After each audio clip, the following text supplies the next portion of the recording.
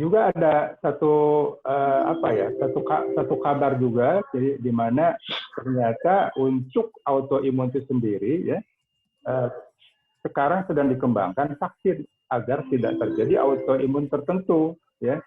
Dalam hal ini adalah yang sudah dikembangkan, yang sudah hampir di percobaan di hewan coba sudah selesai, yaitu yang sudah meningkat ke fase 2 untuk di manusia.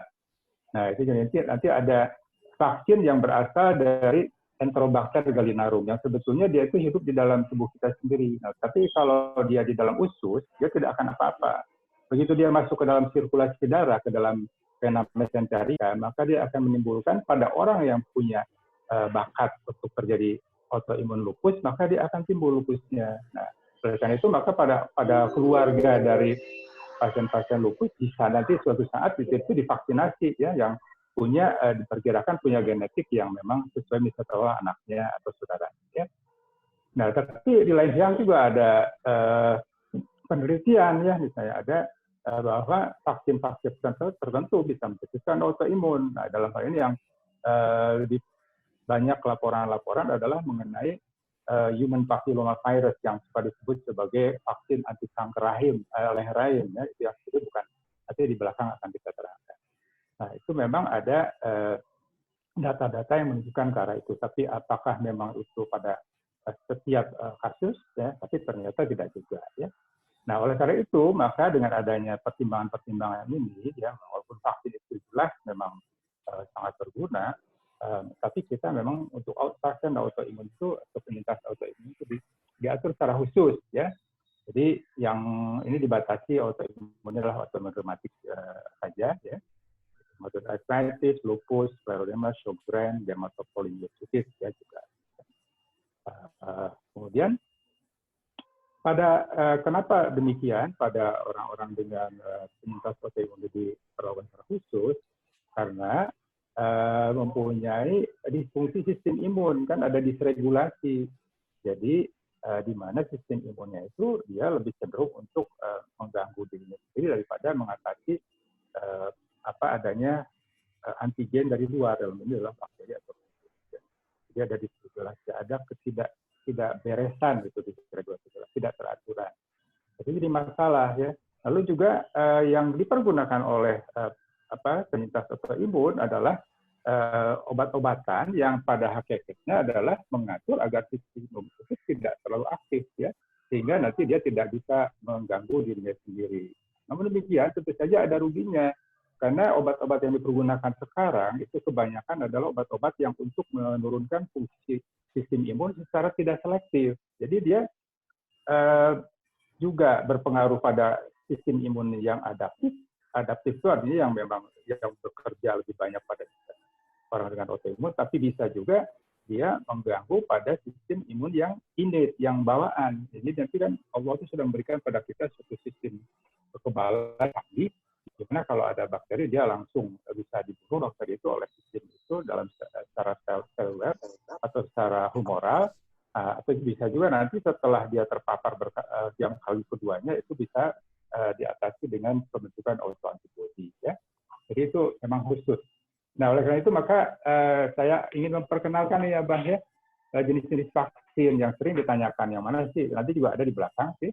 Jadi ini ada vaksin tuh pada dasarnya ada 4 ya, berdasarkan cara bahan pembuatannya. Yang pertama adalah yang artinya dari kuman yang dilemahkan atau virus yang dilemahkan tapi dia masih hidup ya. Nah, itu adalah apa? Misalnya kuman vaksin TBC, BCG, vaksin polio yang oral, ya, yang subinternal diteteskan di posyandu itu. Kemudian vaksin campak, rotavirus untuk biasanya untuk anak-anak, dan yellow fever kalau orang mau bepergian ke Mesir gitu misalnya kan itu tempat-tempat tertentu yang memang ada yellow fever ya, demam kuning, itu biasanya dianjurkan untuk vaksinasi. Itu adalah betul-betul yang masih hidup ya. Nah, ada juga yang dia berasal juga memang dari masih utuh ya, itunya bakterinya, tetapi dia sudah betul-betul dibunuh, bukan hanya dilemahkan. Ya. Itu apa? Misalnya pertusis untuk batu kerjang, ya. Kemudian juga untuk ada poliovirus yang juga dia tidak bukan dilemahkan tapi dimatikan. Ya. Walaupun nanti ada plus minusnya ya. Lalu tuh nanti ada juga vaksin itu yang tidak berasal dari selnya secara utuh, tapi dari bagian saja, dari partikel dari virus itu atau kuman itu, baik itu dindingnya ya ataupun misalnya intinya gitu.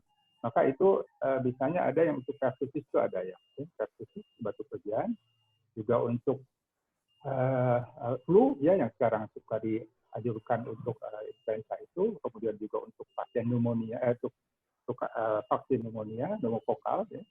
Kemudian juga untuk hepatitis B, dan ada juga nanti adalah yang vaksin yang berasal dari toksoid, yang berasal dari toksinnya saja, bukan berasal dari badannya dari si virus atau dari kuman tersebut, dan juga vaksin difteri. Nah, itu berasal dari toksinnya, atau racunnya.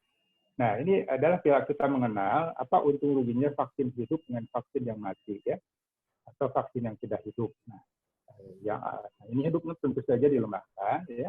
Ini dia karena dia utuh ya, jadi dia merupakan bakteri atau virus yang utuh, maka tentu saja nanti respon yang dibentuknya juga akan utuh. Jadi nanti sistem kekebalan atau kekebalan terhadap bakteri itu juga dibentuk secara utuh ya. Nah, dan dia bisa kenapa demikian? Karena di vaksin bakteri itu kan bisa bereplikasi, bisa membiarkan diri di dalam sel orang yang divaksinasi itu ya. Nah, cuman masalahnya adalah masalah pada keamanan.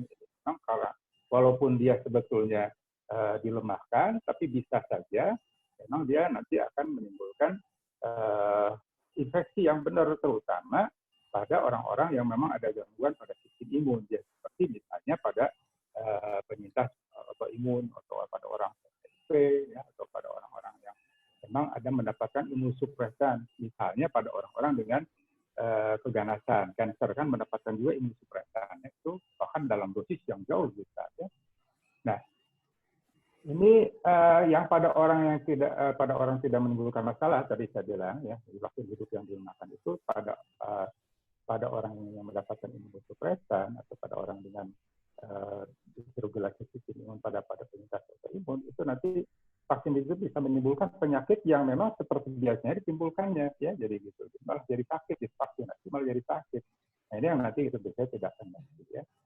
Nah, oleh karena itu juga vaksin hidup ini bahkan dia dapat menyebar keluar dari seorang yang divaksinasi ya.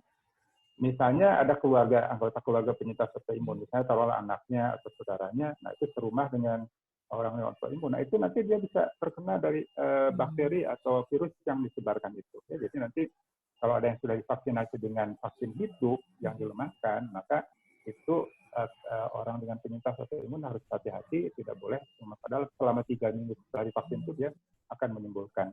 Ya. Nah ini kalau vaksin mati, ya memang dia lebih aman, tapi kita lihat ini kelemahannya itu dia tidak selalu dapat bisa membentuk kekebalan setelah pemberian yang pertama. Jadi dia harus diulang-ulang. Ya. Dan juga kekebalan yang dihasilkannya juga tidak terlalu lama seperti halnya pada vaksin hidup. Ya. Nah, kalau pada vaksin hidup tadi kan bisa lama karena dia bisa bereplikasi. Ya. Nah, tapi memang risikonya itu dan juga stabilitas dari larutannya itu akan sangat itu nanti ada ya, jadi lebih aman. Ya. Nah, jadi misalnya ini adalah contoh-contoh vaksin yang dari inaktif itu, ya baik itu dari rekombinan, dari partikelnya itu unit, kemudian dari racunnya, dari polisakarida dindingnya, ya, kemudian juga dari polisakaridanya. Jadi dari partikel molekulnya.